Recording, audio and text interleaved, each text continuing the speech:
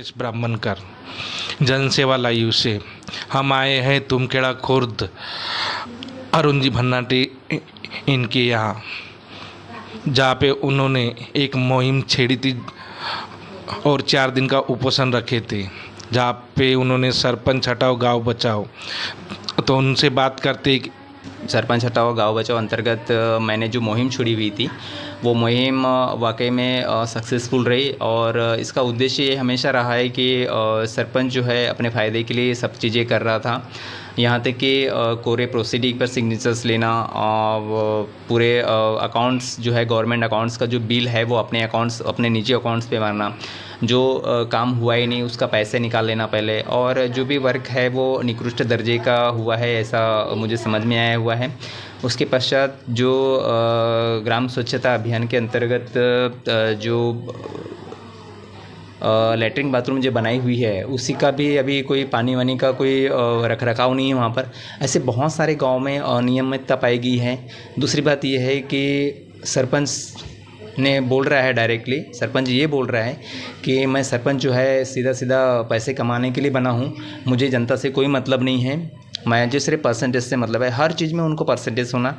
आला अधिकारी के पास में हम लोग अगर कोई कंप्लेंट्स लेके जाते हैं तो कंप्लेंट्स को इग्नोर करते हैं आला अधिकारी लोग, और सरपंच डायरेक्ट बोलता है आला अधिकारी को कि मैंने सभी वरिष्ठ अधिकारी को ख़रीद के रखा हूँ मैंने, इसमें आपको जो करना है वो कर लीजिए। यही चीज़ें मैंने सीओ को भी बोला, उनको 2 बार मीटिंग्स भी की, आमने सामने मिला और उनको फाइल्स भी दिया मैंने, फिर भी वो मानने के लिए खाली नहीं है। क्योंकि दरअसल मेरी मांग हमेशा से रही है कि ये जो ग्राम पंचायत अधिकार अधिनियम के अंतर्गत 39 के अंतर्गत उस सरपंच को तुरंत बर्खास्त किया जाए। ऐसे सरपंच की हमको कोई आवश्यकता नहीं है। इसलिए मेरी हमेशा से लड़ाई रही है गांव बचाओ, सरपंच हटाओ गांव बचाओ, और तानाशाही, हिटलरशाही और अहंकारी रवैया जो है ये हमें नहीं चाहिए।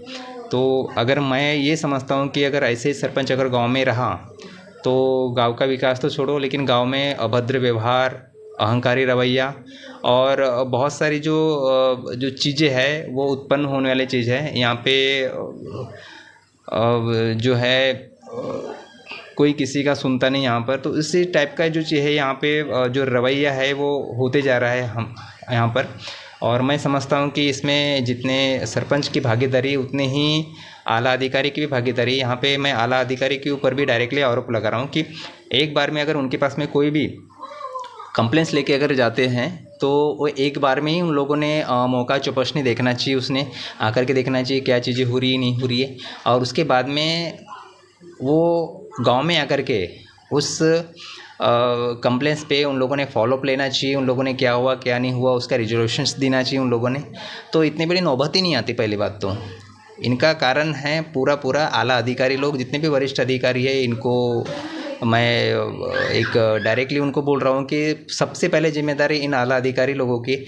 इतने बड़े बड़े यूपीएससी एमपीएससी के एग्ज़ाम दे करके गरीब परिवार में से उठ करके इन लोग इतने बड़े बड़े अधिकारी लोग बनते हैं। तो मैं नहीं समझता हूँ कि ये जो अधिकारी है ये सक्सेस है, क्योंकि सक्सेस अधिकारी वही होता है जब ग्राउंड फ्लोर पे जाकर के इन लोग अगर अच्छे कार्य करते हैं, है ना, अच्छे कार्य करेंगे, जो छोटे गांव में जाकर के उनकी समस्याओं के हल करेंगे, तो मैं कहीं ना कहीं समझता हूँ कि ये जो कार्य है आगे में बढ़ेगा। और आगे बढ़ते हुए गांव में कोई भी अगर कंप्लेंट्स वगैरह नहीं आ रही है तो अच्छे कार्य होगा, ये मैं समझता हूँ यहाँ पर।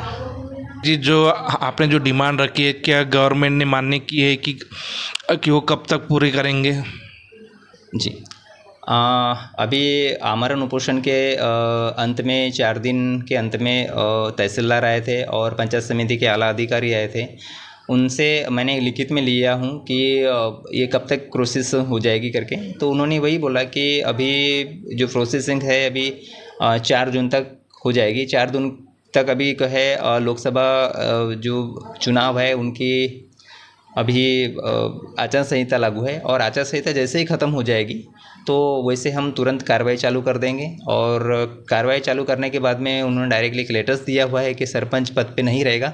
कुल मिला के अगर मैं बोलूँ तो 15 अगस्त के दिन वो झंडा नहीं फड़का पाएगा। यही हमको तहसीलदार ने हमको एक आश्वासन दिया हुआ है और उन्होंने लिखित पत्र भी दिया हुआ है। तो मैं ये समझता हूँ कि चलो आला अधिकारी है, वरिष्ठ अधिकारी, उनका भी हमको मान सम्मान रखना पड़ता है।